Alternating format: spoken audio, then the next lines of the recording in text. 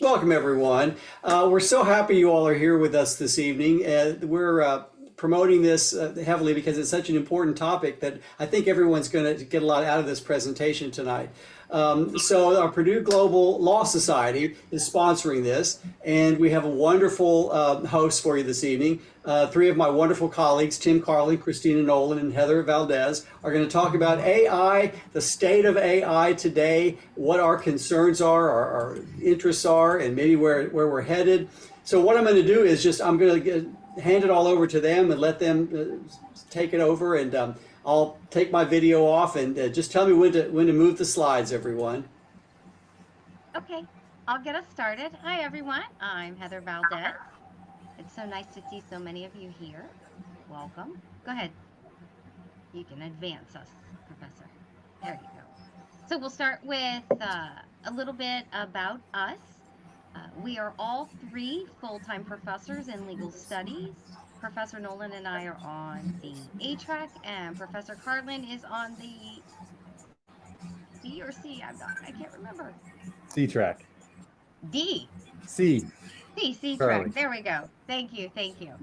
Uh, you will find us in a wide array of classes, and we've come together to, as a Legal Studies AI committee, to talk to you tonight about, well, where we are with AI and some of the concerns.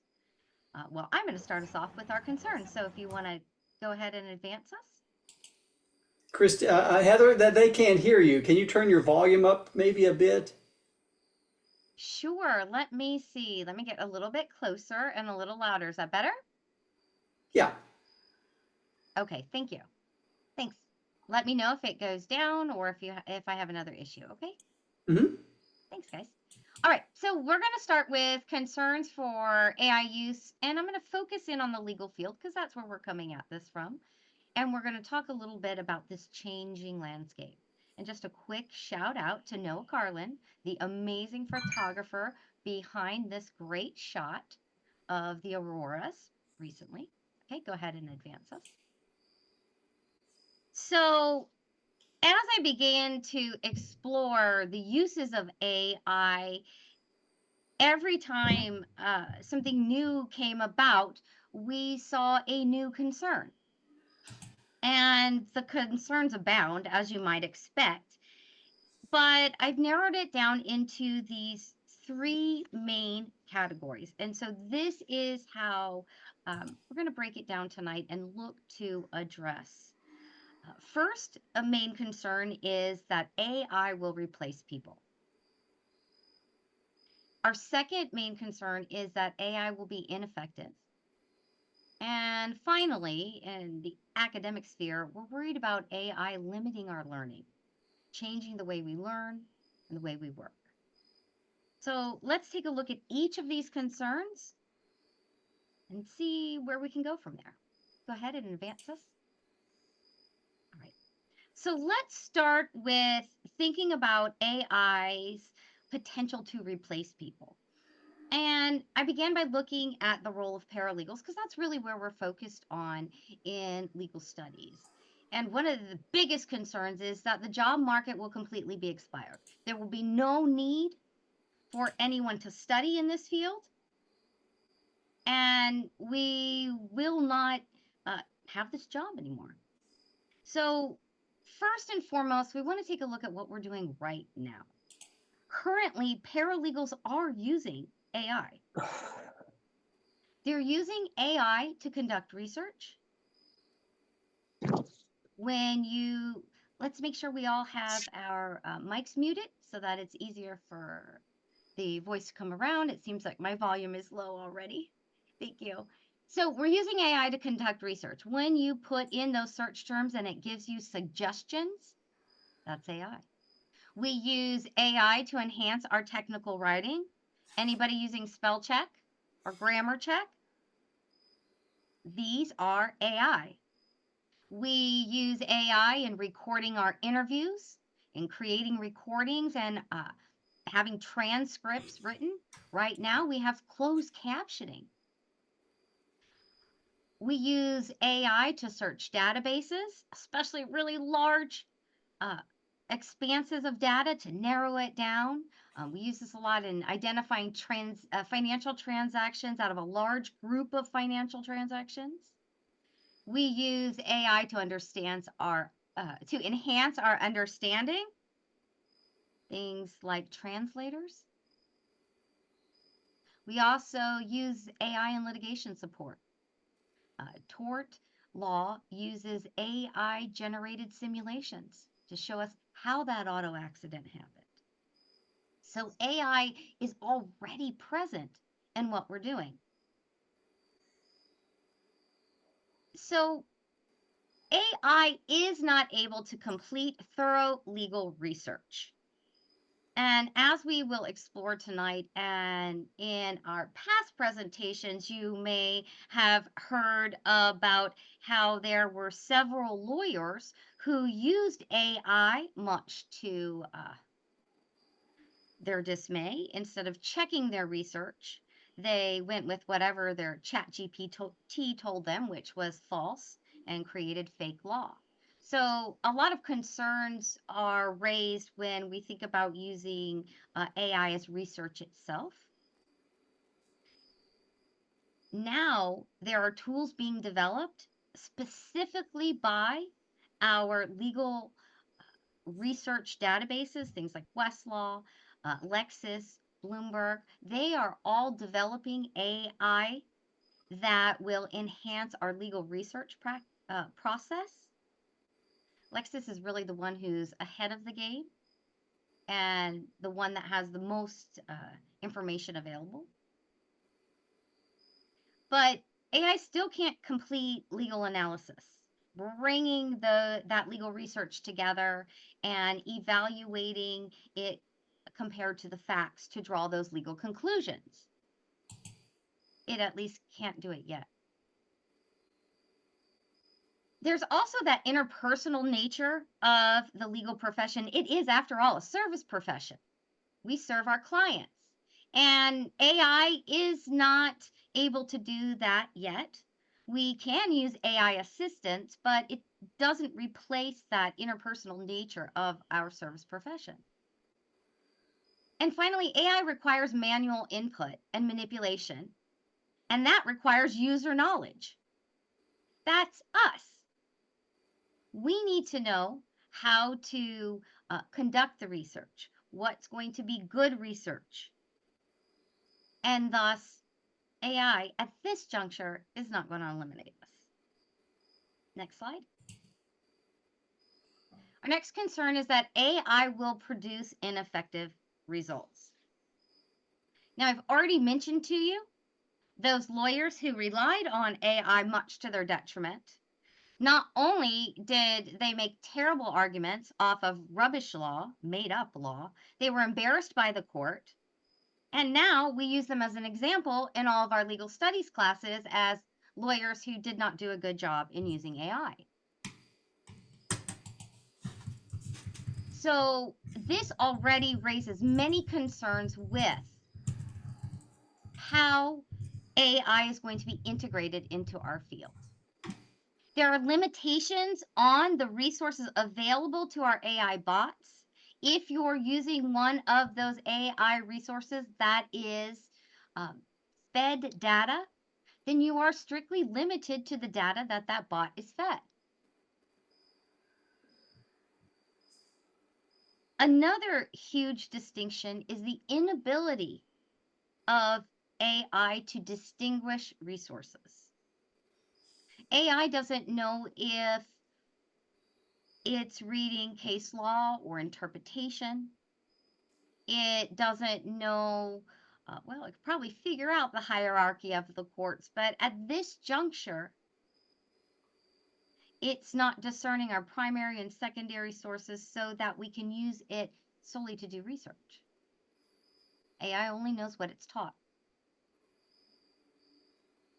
There are currently lawsuits against several of these chatbot companies from creators.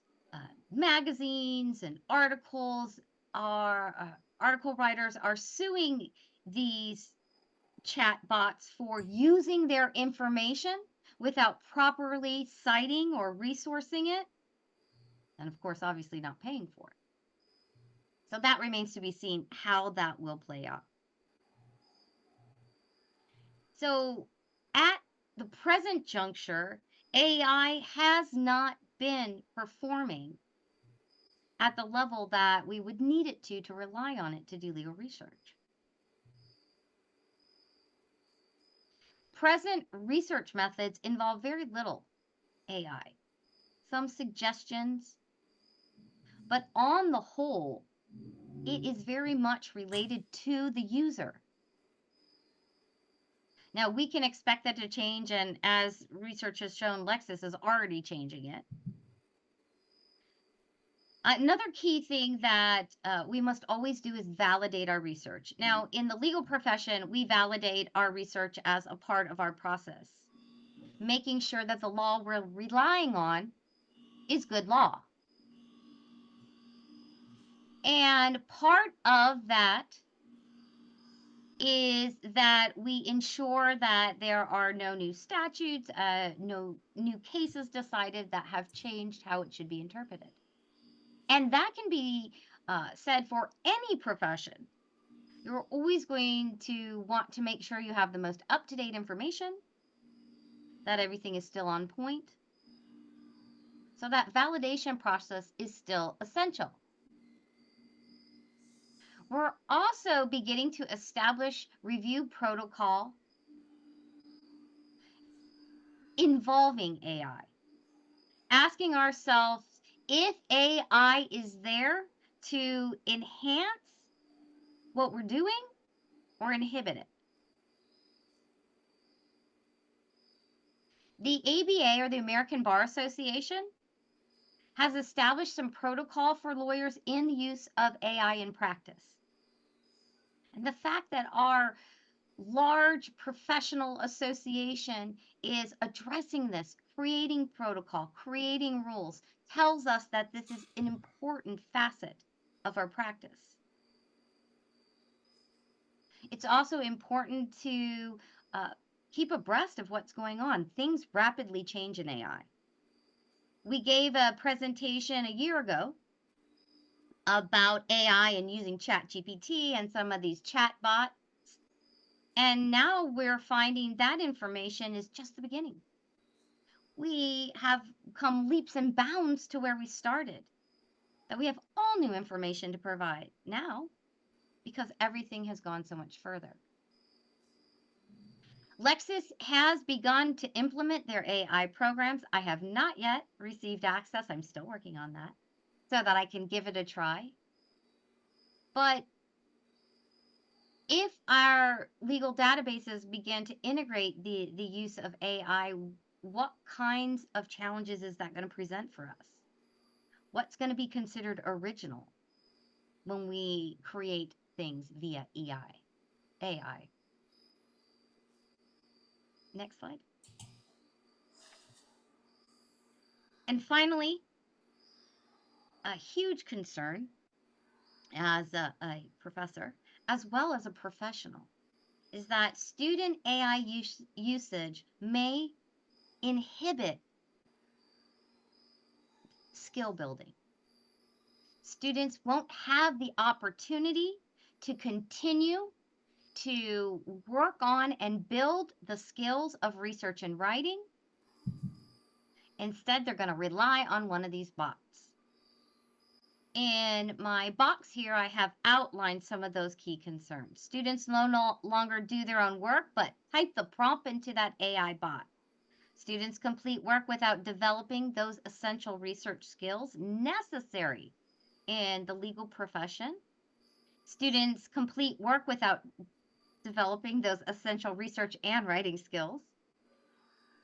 They graduate without having those fundamental skills and then go into the field and aren't able to perform up to their capacity because they really haven't built those skills. Another huge concern is that plagiarism will take hold and we won't be able to distinguish what is plagiarized and what's original or AI. right now, our AI predictions, well, they're just not very good. So, students can learn effective uses of AI in the writing, including in legal writing. We can showcase program limitations, giving students um, information about how to use AI and how not to use it. We also need to have continuous updates like this, where we talk about AI, we explore what has recently come about and how that impacts our research and writing in the field. And we also have to realize that there are ways that AI can help us. It's great for formatting, but it's not going to do your legal analysis. So, this is something that we are going to need to continue to work with and hone and develop in all of our courses. And we need to remind students of that. And we also want to keep abreast of the latest academic and professional standards that are out there because it's impacting everyone in different ways. Go ahead.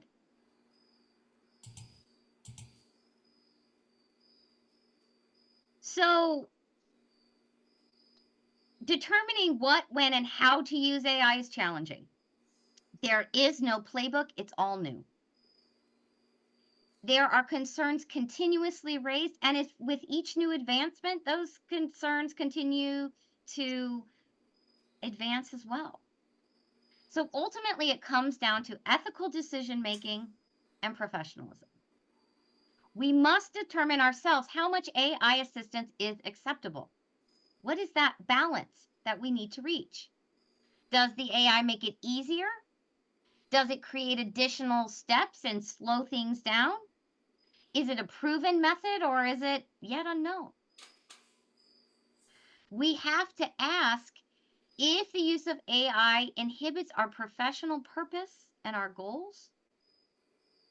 Because at the end of the day, the writing that we put forth academically and professionally is ours and will be attributed to us, and we are going to be responsible for it. Okay, you can advance me.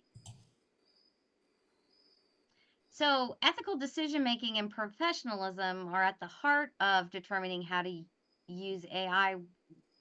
What am I supposed to do with that? Who's going to help me make those decisions? Well, we look to the professionals, right? We look for guidance within our field and we look to guidance within our academia. So, we're going to proceed in our presentation tonight and explore how AI is being used in the profession today and some of the policies and guidance that we've received from our academia and from professionals to handle some of these concerns. And while it won't answer all of them, it'll give us a good basis on going forward. Can advance me. Plethora of resources for us there. And Tim is up. Thank you, Heather. So what I'm going to be talking about today are two particular trends when it comes to AI. And the first is AI as a lawyer. And following that, we're going to talk about AI as a judge. So next slide, please. There's a company that's still out there called Do Not Pay. And you can see the little blip there. They build themselves as being the world's first robot lawyer. And they declared that their goal was to replace the $200 billion legal industry with artificial intelligence. It's kind of small, but you see the pink colored little advertisement. This is a screenshot of their advertisement. And you could fight bills that you have, subscriptions, lawsuits, disputations you may have with government. And you can see here a LA Times article or a little headline saying that, what this robot lawyer can do is astonishingly similar, if not more, to what human lawyers can do, LA Times. So this is just a small little glimpse into what one aspect of AI as a lawyer is looking towards. Next slide, please. And the FTC, Federal Trade Commission, brought a lawsuit. Number of aspects, but one of the big things is that they were unsubstantiated claims. And these two screenshots were from the complaint by the FTC, Exhibit A and Exhibit F. Just to show you the deception. Next slide, please. The advertisement from, or the comment by the LA Times wasn't in fact from the LA Times. It was an opinion piece from the Los Angeles Times High School Insider website. So this is actually a high school student that provided that comment on what do not pay can do. Next slide, please. Now, Do Not Pay decided to settle for just under $200,000. And the quote from the complaint is that they settled because they failed to live up to its lofty claims that the service could substitute for the expertise of a human lawyer. And that's the big takeaway here is while you see all these flashy advertisements like, oh, we can replace lawyers. We don't need paralegals. We don't even need humans. You know, the robot here will do it. This picture is prepared by AI, by the way. That it's falling short considerably. And while businesses will say, hey, you know, replace that lawyer, you don't need them, we can do it for you. The response by the courts is that is to pump the brakes. It's just slow your roll. That it may not be what they're suggesting it is. Next slide, please. And we're going to look at two responses. This is the Fifth Circuit Court of Appeals. And what they proposed was, in order to protect the integrity of the law and what we do, they proposed that attorneys would need to certify that there was not any AI used in the drafting process, or that AI generated work was reviewed by an attorney or a human for accuracy. So this was the proposed rule the Fifth Circuit came out with. And then you can see the next bullet point. Shortly thereafter, they rescinded the rule, deciding not to adopt it. And while they didn't say this, a number of the comments to the proposed rule was that, well, why do we need this? There are already protections in place to ensure that work completed or submitted is accurate. And so the Fifth Circuit said, hey, you know what, we're not going to adopt this type of rule. But this sort of gives you an insight into what the courts are looking at doing to ensure the integrity of the process. With that being said, the U.S. District Court for the Eastern District of Texas is the first court to adopt a local rule for the review and verification of AI-generated content. And the idea was, and this is a great little quote, among the entire rule wasn't too long, but you can see the bullet point there, that ultimately, quote, the lawyers cautioned that certain technologies may produce factually or legally inaccurate content and should never replace the lawyer's most important asset, the exercise of independent legal judgment. And so at this point, I wanted to see if there's been a lot of improvement in AI. So Heather had mentioned that last year, the three of us presented, it was an internal conference for Purdue Global about ChatGPT and AI. So next slide. What I did was I copied and pasted an assignment for my administrative law class. And this is last year, I put it up there. It was model 3.5 for ChatGPT. And one of the aspects of the assignment was a student was expected to talk about potential damages when filing a federal tort claims act. And this was the little paragraph that it popped out, ChatGPT did. And it said that punitive damages were available. Next slide. And that's very interesting because that's actually wrong. And so I asked ChatGPT, this is last year, can you give me a source for your statement? Next slide, please. And it did. And it was what is known as a hallucination, which is when AI, any AI, not just ChatGPT, will give you false or misleading information, and many times very confidently. Like, this is the case, you know, the earth is flat, or, you know, the sun revolves around the earth. It doesn't do stuff like that, but it said, hey, yeah, like it's available. And this is the source. And you can see here the quote, I underlined it. Congress intended that plaintiffs should be able to recover punitive damages in Title VII cases where the employer acted with malice or reckless indifference to the plaintiff's federally protected rights. End quote. That's not a quote. Like you bring up the case, it's Kolstad. It's not there. It was made up wholesale. So this is a hallucination. This is a year old. So surely things have changed. Next slide, please. And so I asked ChatGPT how much has been invested in OpenAI, the company that runs ChatGPT. And this is, you can see the chart it created for me. And this is the blip. It has, since this is the day after our presentation, April 27th, 2023 till today, it's increased from 300 million to $6.6 billion. And so I thought, by golly, that's a lot of money. Surely it's improved. So I did the exact same test. I copied and pasted the exact same assignment, put it into ChatGPT. And next slide, this is what it gave me. Using the most current model, this is October 2024, it punched out, you can see the final PowerPoint, or the final bullet point. Although rare in FTC, Federal Tort Claims Act cases, punitive damages may be awarded, blah, blah, blah. That's wrong. That's just wrong. Next slide, please. And so I said, okay, in your memo, I did the quote, although you said it's rare, but it can be granted. Can you go ahead and give me some support for your statements? And it's improved in the fact that it can now provide citations or links, but it gave me two cases. You'll notice the Kolstad case wasn't one of them. It was Smith and Dixon. And both cases, ChatGPT was like, hey, you know what? Punitive damages. Like this court addressed punitive damages, but 11th Circuit and 5th Circuit Court of Appeals. Sadly, next slide, those are hallucinations too. The court never discussed punitive damages in any of those cases. Okay. I share this just because billions of dollars later, a whole year later, well, actually over a year later, it's still not there.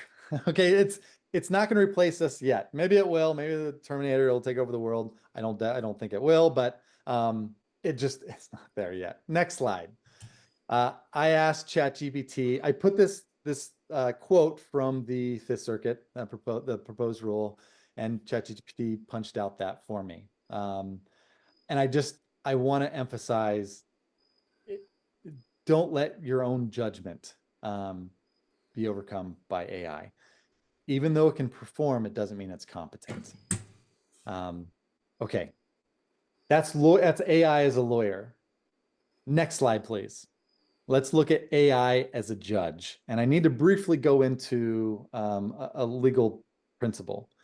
And one approach to issues that we may have in the law is known as textualism. You can see just a brief little blip of this.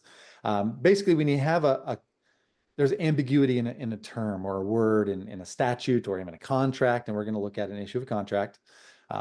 Textualism will say, okay, like, what does this word mean? What is the ordinary meaning of the word used at the time in which the contract or the statute was created? And so it's a good way of understanding, what an ambiguous word means. And so many times what this requires us to do, if we're engaging in textualism, is to go to a dictionary, multiple dictionaries, in order to say, hey, a snapshot in time, what is the use of this word at this time?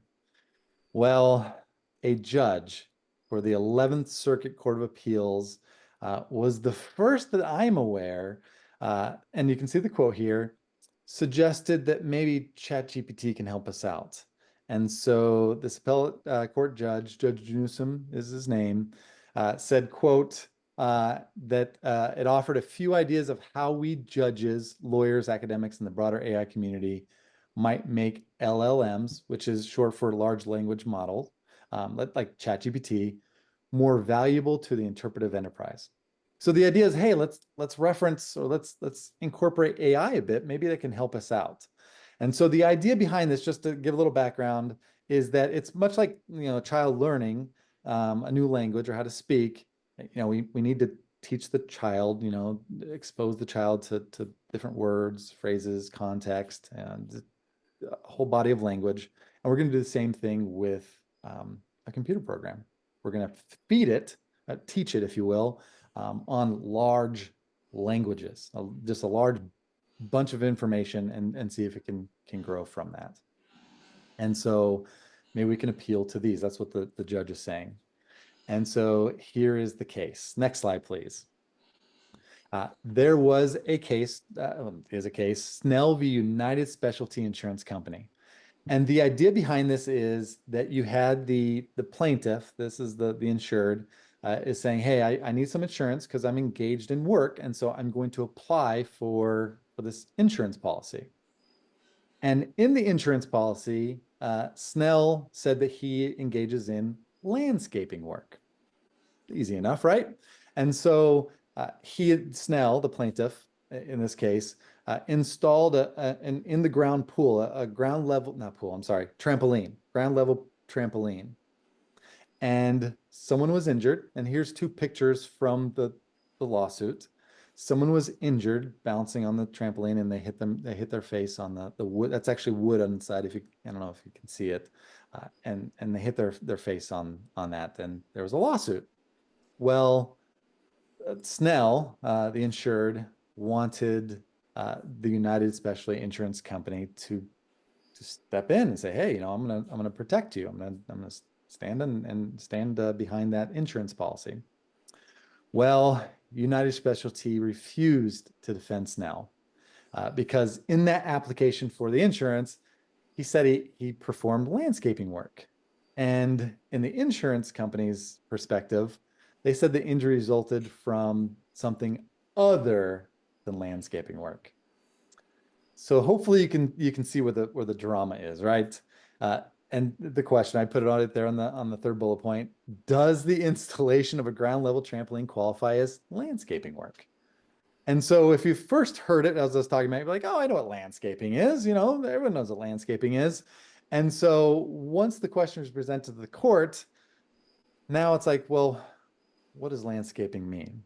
And so I'm going to share in the chat this is from Judge Newsom in his comment in the decision. And so let me read it here.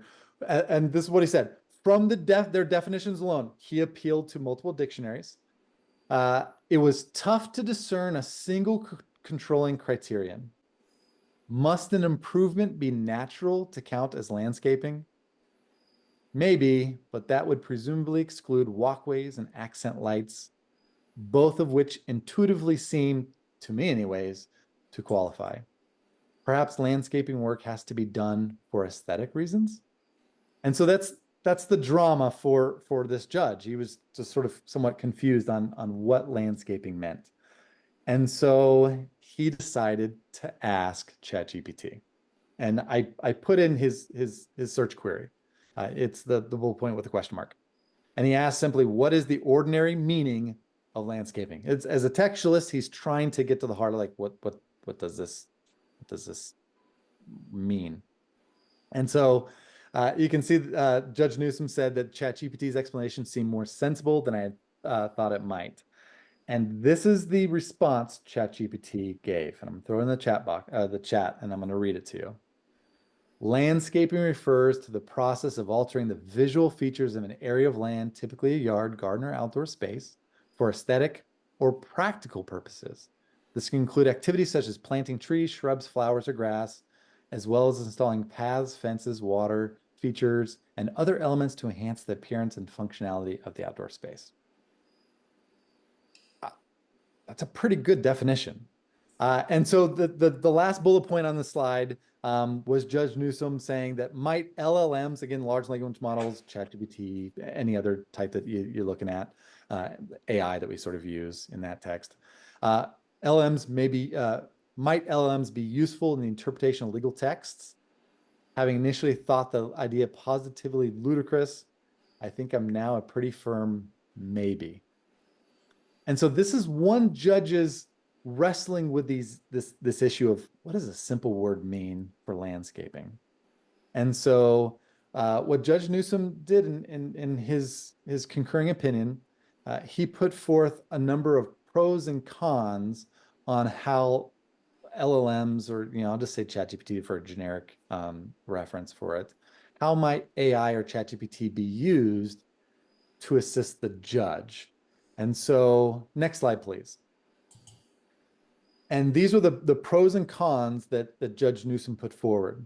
And so the pros are many of what we can understand, and Heather had talked about before earlier, is that it's trained on this large body of knowledge of just plain language, like we would use every day, you and I, whether it's legal decisions that are published on open available websites, or if it's like the site has a website, site.com, his own blog, and we see like, oh, this is the ordinary as site is using it every day for landscaping. I don't know, landscaping by site.com, whatever it may be. So that's a pro, because it really is a nice snapshot of how it's used every day. I don't want to go through every one of these, but you can see that, like, hey, you know what? These AI, the programs, ChatGPT, they understand context, and they can provide responses based on that context. And it's something that is not just like available to the wealthy or to the large law firms.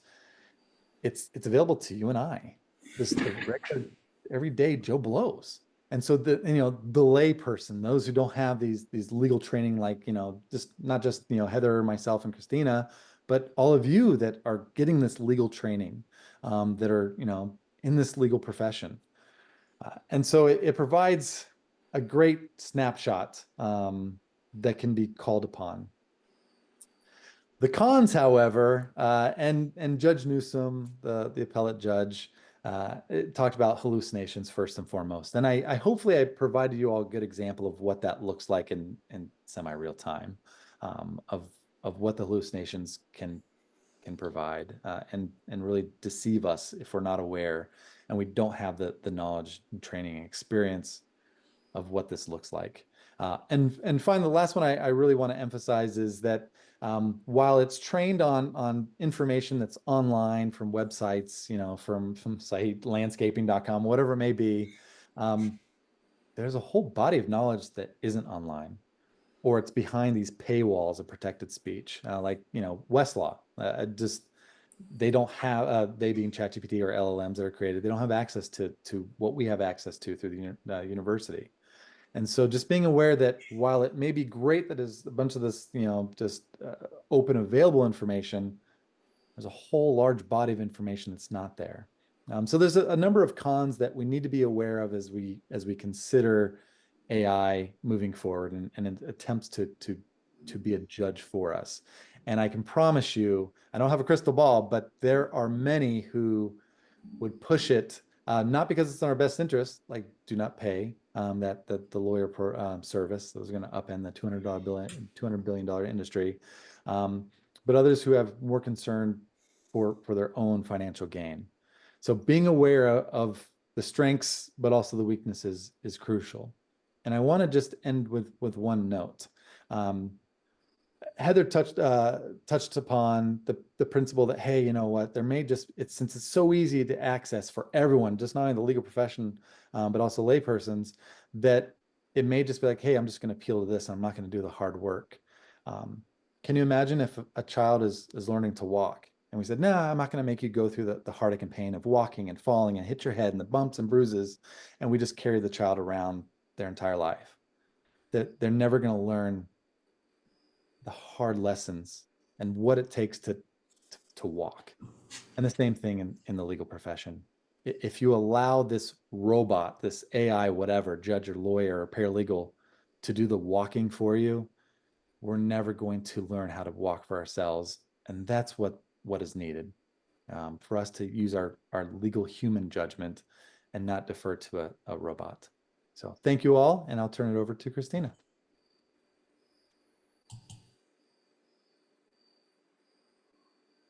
Hello, everyone. Thank you for coming.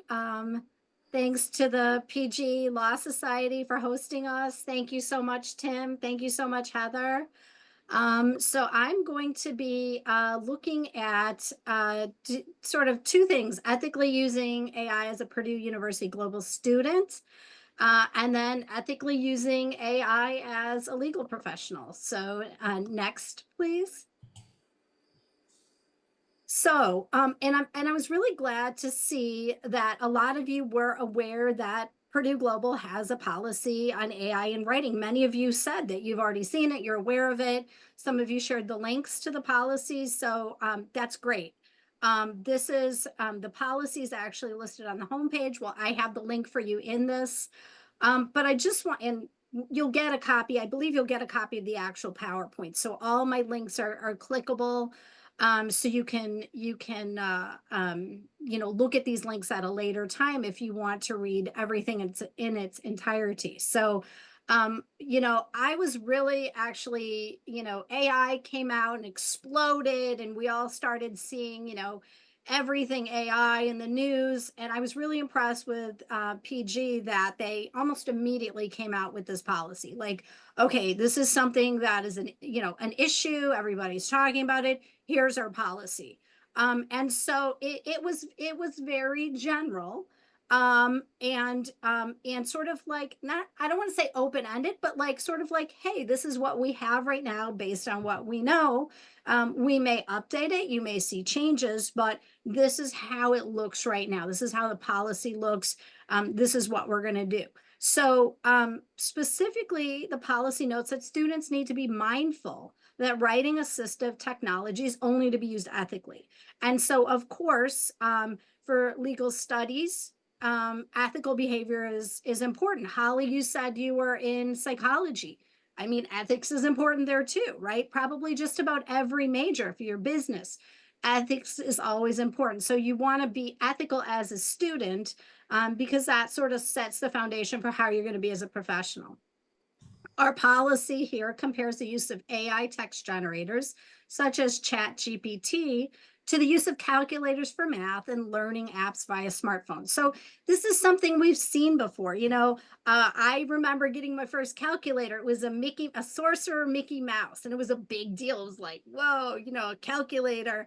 And I was born in 72, so it wasn't really in the dark ages, but I remember it was a really big deal. And I remember people being scared of calculators. Oh my gosh, people will not know how to do math now. We have calculators to do it.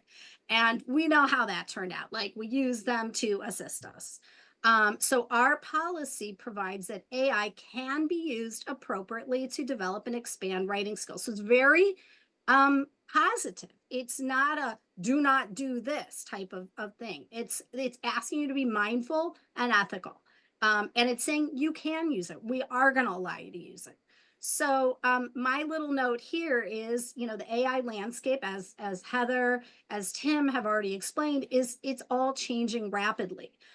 It's really hard to ensure that policies keep up with these dramatic and sometimes confusing changes. Some of these legislators, people are like, why aren't there laws, about this? I think that some of our legislators don't quite understand generative AI. They don't even, they kind of like heard about it. Maybe they made a picture using AI. They don't really know what it is. So it's hard for them to come up with policies. So I give all the credit in the world to PG for taking a stab as this is an evolving issue. So keep in mind, general policies often fail to address unique situations involving constantly morphing AI tools. So some of this is going to be on a case-by-case basis. Next, please. So some examples specifically given by our policy is that pre-writing assistance to help organize thoughts and ideas, it's acceptable. Brainstorming, these are great things to do with it. Spelling and grammar checks to identify errors in drafts. Even Microsoft Word has AI built into it. Employing AI to assist with time management, self-assessment. Was it Molly that you were saying that you used it as a therapist? And I said my daughter had a personal issue with a friend, and we went through it with ChatGPT. Also to support research by suggesting relevant literature and additional resources. Again, as we've heard, it may not do that all the time, so we have to be careful. Discerning when we use it. You can use an AI tool For writing feedback, this can be compared to peer review. I really like this one. It's like, hey, let me show you what I wrote. What do you think, AI? You may practice composing with AI and receive feedback to build confidence before sharing your own original writing with others. So it like, I don't think that's very good. You're not confident in your writing. You share it with AI and it gives you some good feedback. So it might actually help you, just even improving your confidence. So that you can actually, I'm not a bad writer. I'll continue to write and write some more. But remember, as the writer, you make the final decisions, not the other way around. You're in control. I think it was Reginald that said, robots will never replace man. That's absolutely true. They will not. Next, please. Warnings. There's some warnings built in. The tools may collect and store the information that we provide. We already know this happens. Suggestions may not be accurate or inclusive. Your intellectual property might be compromised. We've talked about this too. Okay, and this one is key too. Various AI detections tools exist, although they may not be reliable at this time. At this time, Purdue Global does not recognize the validity of any AI detection tool. Another thing, AI writing is easy to detect and sources provided may not actually exist. If any of you, has read ChatGPT puts out something, you can sort of tell now, right? We've read enough that you can kind of tell. So, it has its own little style. And so, again, that's a warning. Professors can tell. We almost don't even need we don't need a detector. We can kind of eyeball it and like, oh, that doesn't sound like that person. Next, please. So recommendations for avoiding an academic integrity violation. Of course, nobody wants one of these. Review the PG student code of conduct. You know what? And I know a lot of you are not legal studies students, but the legal studies students know we've got to look at our law. So your law as to your behavior as a PG student is in our code of conduct. So many of you may be like, oh, I kind of know what it says. Like, I assume I know what it says, but look at it. Look at it if you haven't. It's linked on that link. Review the Writing with Integrity document located under academic tools. Complete the academic integrity training, and then also consult with an instructor or a tutor in the Academic Success Center for guidance. Ask questions. Next, please. So we actually have an AI task force at Purdue Global. They're amazing. They're a working group. They're doing this because they enjoy learning about AI and they want to help formulate our university's policies. So I like what they say. One of their goals is to support the development of critical thinking and analysis skills among our students and ourselves as we engage with AI generated content. So there's no we're not going to use it. We want to maintain our critical thinking skills, which is why, we're teaching you, professors are teaching you, and why students are here. You're developing your critical thinking skills. So the task force drafted an update to PG's AI policy. There is a link to the student resources. There's a whole, I don't even know if a lot of you are this is so new, you might not be aware. Bookmark this link. These are student resources created by the task force. They even have a little video about AI that was made using AI. So it's really cool stuff there. Lots of articles. Next, please. So the updated policy is linked here, but the policy notes that developing strong competencies in a field of study and ethically using AI tools will prepare students for a competitive workplace. We're acknowledging you're going to be using AI. We want you to, be competent in your field of study, but also use these tools ethically. All PG courses permit the use of AI tools to assist with basic proofreading. There's a bunch of examples. Students have to properly cite the AI tool. Misuse of the tools will be considered a breach of academic integrity. And then it also warns that the failure to cite AI use appropriately may result in a breach of the student code of conduct. Remember, you can at least attempt a citation. Sometimes, you're students, you're all still learning, but at least do your best. But again, we have so many resources, tutors, writing center. Next, please.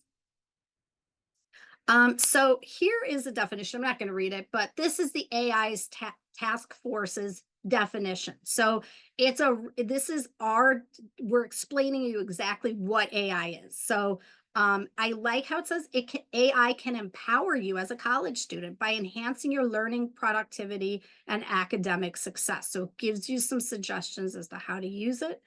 Next, please.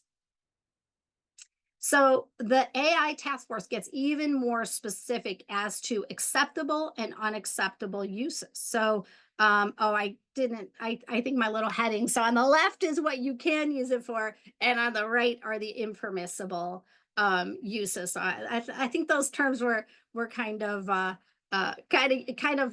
should have been in there, and I don't know what happened to them. But left side is what you can use it for. Right side is what you cannot. And if you look at all those things, like those are things you wouldn't want to do anyway. Next, please. So here's some guidance. So we just want students, the AI task force suggests that you understand the ethical implications of AI in order to use it responsibly. And most importantly, students play a vital role in shaping the ethical landscape of AI. So you all right now using it in your classes, interacting with it, going to the writing center and asking questions about it, you're shaping it. And so you can actually contribute to the responsible and beneficial use of AI. Next slide, please. Here are, and I'm not going to go through this in detail, but a couple of you were mentioning how some of your assignments got flagged for AI. One of the things that I noted is Grammarly, using Grammarly, which is okay. You're allowed to use Grammarly, but sometimes you will get flagged for AI. And again, getting flagged for AI is the beginning of a conversation. Okay. So it's a two-way conversation between you and your professor that this is what, you're going to have a conversation about it. So Grammarly has on default settings where they use generative AI. So next slide, please. This is a little step-by-step explanation of how to disable the generative AI settings within Grammarly, because that may be why when someone uses Grammarly, they're getting flagged. You didn't even know because these are the default settings. You wouldn't have even known. I checked it out on my own. Next, James, no, that is a good question, but no, it was not.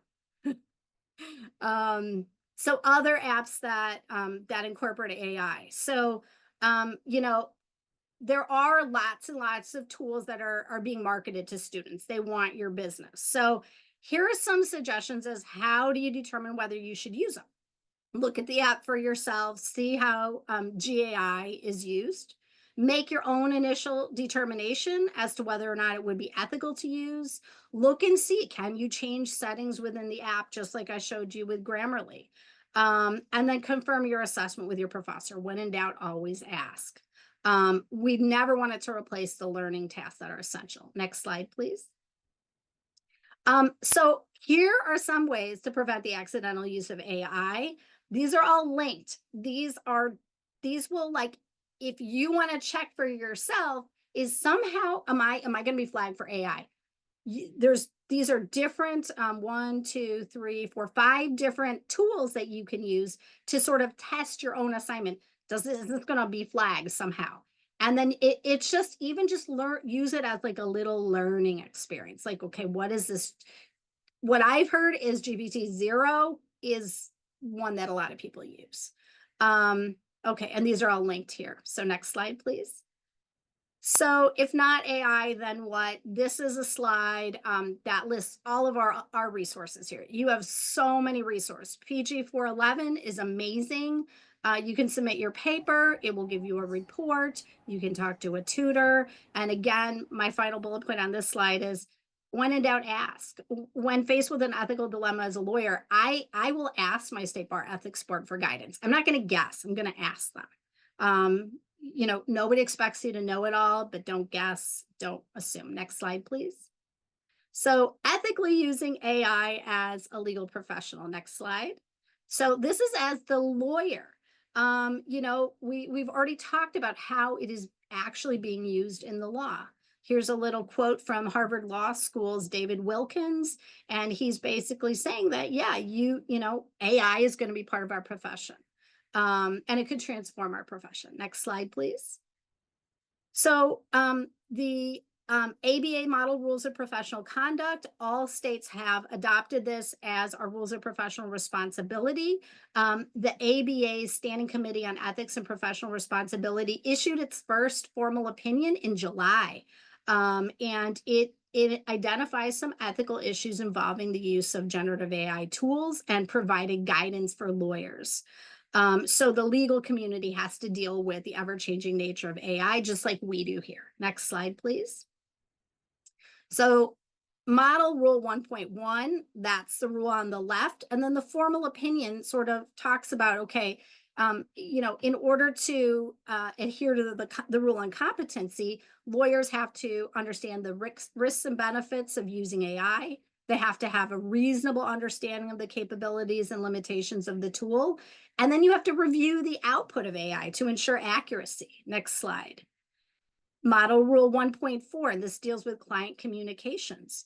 1.4A2 is especially relevant to AI. It states that a lawyer shall reasonably consult with the client about the means by which the client's objectives are to be accomplished. So you have to let your client know that you're going to be using AI. You can't make that decision independent of them. They have to know that you have to disclose it. Next slide, please. Rule 1.5, fees. So you as a lawyer or legal professional, because we bill out our paralegals as well, you cannot let AI do your work and then bill for all that time that you would have spent. Like, okay, if it takes 15 minutes to do it, but it would have taken you 3 hours, you've got to bill the 15 minutes and not the 3 hours. You cannot bill for learning to work the tool, and you've got to only bill for the actual time spent. Next slide, please. Confidentiality, and this one is key.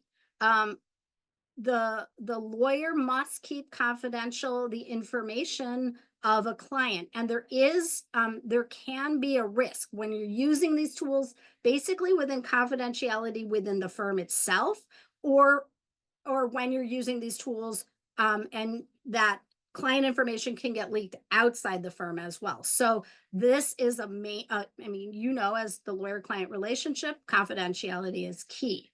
Next slide, please. And then we've got other implications. So you've got to, you have the obligation to a court to base claims and arguments on accurate fact and law. And then, as we've talked about, Tim mentioned using AI tools to write briefs potentially risks AI hallucinations and triggers the obligations under rules 5.1 and 5.3 of a senior lawyer to supervise the work. So basically, you have to supervise the AI. That obligation remains. Next slide, please. So here are some additional tips for use of AI by legal professionals. You, as a legal professional, you have to understand the tools that you plan to use well enough to explain them to the client so that the client can make an informed decision as to whether or not they should use that tool. So if you don't understand it, you won't be able to explain it to your client. The client makes the final decision as to whether that tool can be used. You still have to follow ethical billing practices. And most importantly, legal professionals, and even as students, you know, too, you've got to remain current as to all new developments in law related to AI. So just by attending this webinar tonight, you've already taken that step. You're already doing these things. Next slide, please. Lawyers should obtain informed consent from their clients due to the risk of unintentional disclosure.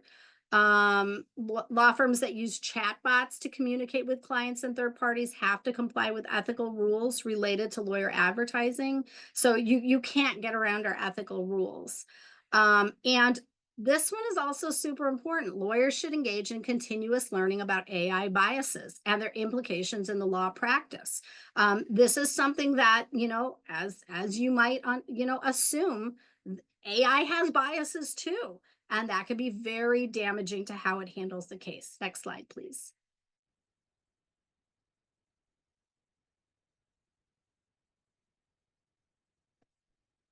And so here are my references, and then we're going to leave a couple little minutes for questions, but we'll definitely, next slide, please. If you have any questions, now you can pose them. On the final slide, we have our emails, addresses. So if you'd ever, have a question about this presentation, or anything, I can't guarantee that we know everything at all, but you have our emails. And thank you so much for coming. Thank you so much. That was so much information. It's so important. We'll have the link on our YouTube channel for everybody if they want to go back and watch the presentation. I'm not sure about sending the presentation, the PowerPoint out, or how we would get links to anybody like individually, but we can work that out. You can contact your professors, I guess, and they can send it out that way. But we thank you all very much. I want to get you all out of here. I think it's 9 o'clock. So if anybody has any parting comments, go right ahead and I'll turn off my video. Thank you so much, everybody.